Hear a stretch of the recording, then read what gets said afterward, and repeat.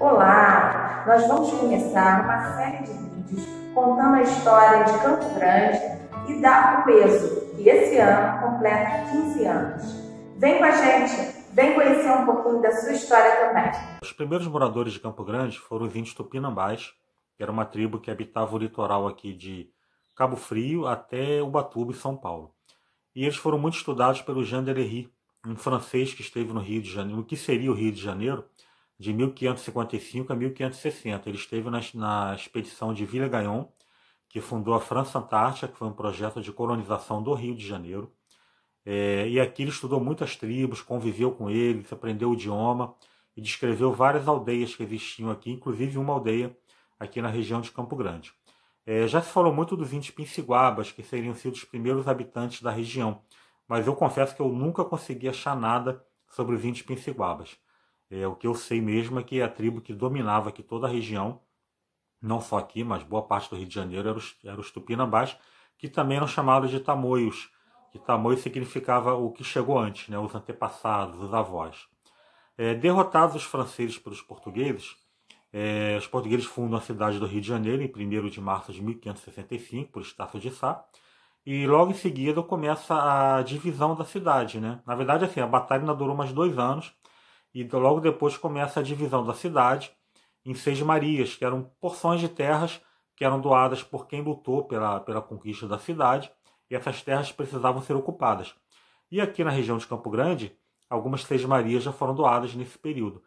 É preciso lembrar que Campo Grande não era o que é o bairro hoje, embora seja um bairro muito grande, mas era uma região que ia até mais ou menos Deodoro, né? Era o chamado de O Campo Grande, né? Exatamente porque era um território muito vasto, né? E a freguesia de Campo Grande fazia parte da freguesia. Campo Grande, na verdade, fazia parte da freguesia de Irajá e foi desmembrada dela para surgir a freguesia de Campo Grande em 1673. E entre os primeiros moradores de Campo Grande, já entre os portugueses, nós tivemos em 1603 Lázaro Fernandes e Pedro da Silva, que ganharam 6 marias em 17 de novembro. E essa data acabou sendo convencionada como a data de aniversário de Campo Grande, da fundação de Campo Grande. Embora não seja a fundação de um bairro, não seja a fundação de uma região. Mas escolheu-se essa data porque foi nessa data que alguns dos primeiros moradores da região ganharam essas 6 marias e ali passaram a produzir.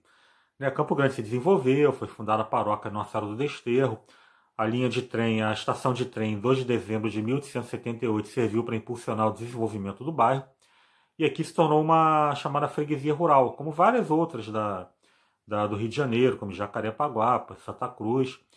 E no final dos anos 50, em 1960, quando a capital do Rio de Janeiro foi transferida para Brasília, quiseram mudar esse conceito, né? Em vez de ser freguesia rural, virar Zona Oeste. E aí o professor Moacir Bastos, junto com o cineasta Miguel Borges, fizeram um curta-metragem focando nesse nome Zona Oeste.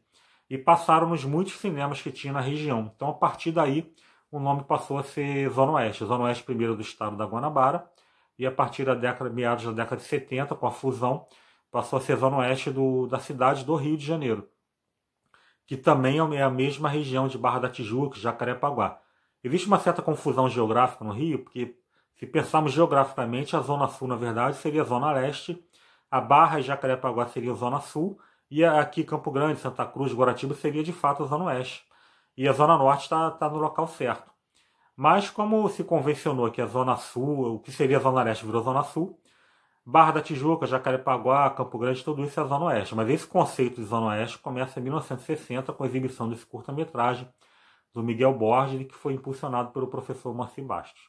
Então, esse é um pouquinho da história aqui do bairro. Tem muito a ser contado, é uma história riquíssima. Mas fica aí essas informações, tá bom? Grande abraço a todos.